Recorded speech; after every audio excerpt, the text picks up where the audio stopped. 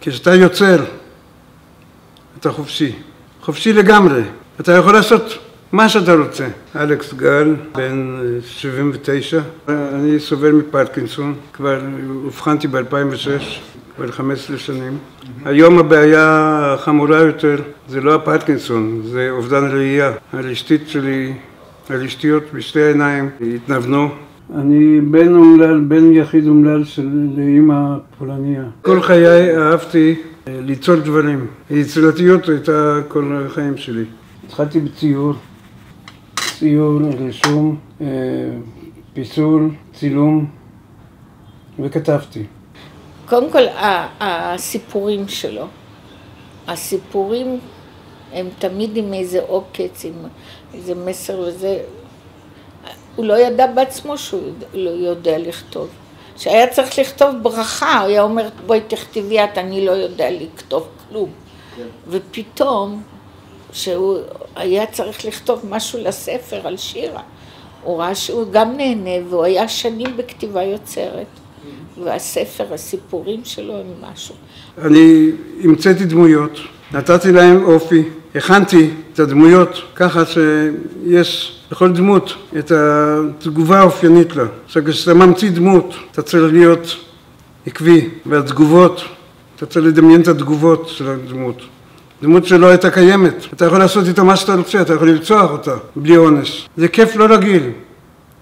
אותו דבר עם הפיסול, נותנים לי נושא לרעיון, ואני יכול לחשוב על כל דבר שהוא, על הכל אפשרי. הדמויות שעשיתי, הציורים שציירתי, הפרצופים האלה שפה בתערוכה, הם פרצופים שמה שבא לי, חופשי לגמרי. החוויה של הפיסול הייתה יותר חזקה מכל שאר. יש פה כמה פסלים שאני מאוד אוהבת. גם יש כאלה שלא אוהבת. יש פה למשל הפסל שהוא יוצא מהתיבה, או הפסל של הקורקינט, והפסל של השלושה פרצופים, פסל ישן. בעיניי זה הפסל. היינו עניים מאוד, וצעצועים לא היו לי, אז עשיתי אותם. אבא שלי היה לו ידיים שמאליות, אז כל הכלים שהיו בבית, היה איזה ארגזות מ100 ערבים, השתמשתי בו, אני הייתי ההנדימן בבית. פעם אמא ראתה אותי מחזיק מסור ביד, אז היא צעקה לאבא שלי, קח מהילד את המסור, הוא יחתוך את עצמו. אבא שלי כשבא לקחת את המסור הוא נפצע. אני נולדתי ב-42, ב-12 ליוני, באמצע מלחמת העולם השנייה, הרי קווקז. אנחנו היינו בדרך לקירגיסטן, ואז בערך בגיל 4 חזרנו לפולין, שהוריי באו משם. עלינו ב-48. באמצע מלחמת השחרור. גרנו זמן מה אצל דודה שלי שהגיעה ארצה קודם, בתל אביב, ואז ביפו. היה חדר אחד, בבית נטוש, בלחוש הנטוש של הערבים. לא היה חשמל, מסדרון היה מפחים, כך שכשירד גשם שמענו אותו. אמא התחילה בניקיון, והמשיכה בבישול. היינו דחוקים. האמת היא שלא מי יודע מה, לא חיבבתי אותה. אמא שלי נפטרה 40 שנה אחרי אבא שלי, באותו יום. הלכתי לעבוד בתעשייה האווירית. זה היה טוב. להורים שלי לא היה גרוש. אגב, המשכורת שלי כולה הלכה לאבא שלי. כן. והוא היה נותן לי דמי כיס.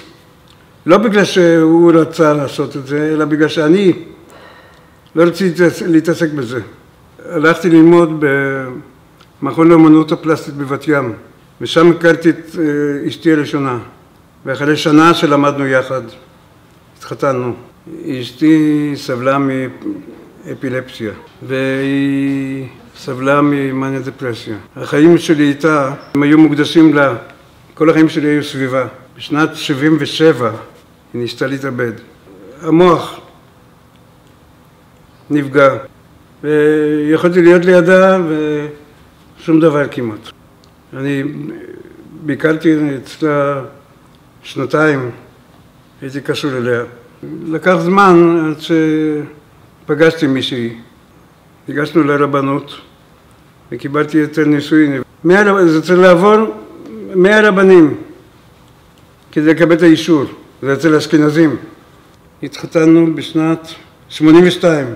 הלכתי לחוג מדיטציה טרנסצנדנטלית, והייתי צריכה לקנות איזה ספר, והיה לי חובב ספרים. אז הוא אומר, מה, תבואי אליי, אני אתן לך את הספר. אני לא יודעת מאיפה אומץ הוא קיבל, ואני ראיתי שהוא לא מסוכן, ככה היה נדמה לי.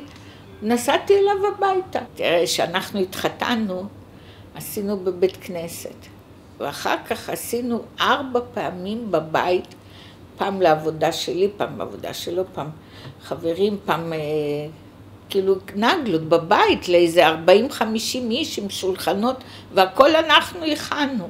תראה, הוא היה מעורב יותר מאבא. הוא ליווה לטיולים, והוא עזר בלימודים, ואף פעם לא קימץ בשום דבר, ואף פעם לא דרש חשבון או משהו כזה. בשבילו הבנות היו כמו הבנות שלו. ויש לנו ילד. וכמה ילדים יש לך? כרגע 2. ביתי הצעירה הייתה חיילת בזמן שהיא נהרגה בתאונת דרכים. אלכס הייתה פעם המומחיות שלו, פרזניות. פרזניות? לא פחות, כן, זה היה המומחיות שלו. אמא שלי קראה להם פרדניות. והיה עושה רוטב כזה של פטריות, ותמיד הוא היה מכין את זה. וסלט טונה, הוא היה מכין מצוין, וסלט אבוקדו. ושהוא גר לבד, הוא הסתדר יפה עם האוכל. כן, הוא עכשיו הסו-שף שלי. תוציא את זה, תביא את זה, תרים את זה, תוציא את זה. עכשיו הלוואי והוא היה נגיד מפסיק מתוק לאכול. הוא התחיל לאכול המון מתוק, בגניבה. כאילו שאני, אתה יודע, הוא לא מתוחכם כזה שהוא יודע. הוא קונה בסופר כל מיני, ושם אותם ככה במקרר מאחורנית, אבל הקבלה היא פה על השולחן, אז אני רואה מה הוא קנה. אני כבר רגיל איתה, היא לא נוסחת. אותי היא לא נוסחת.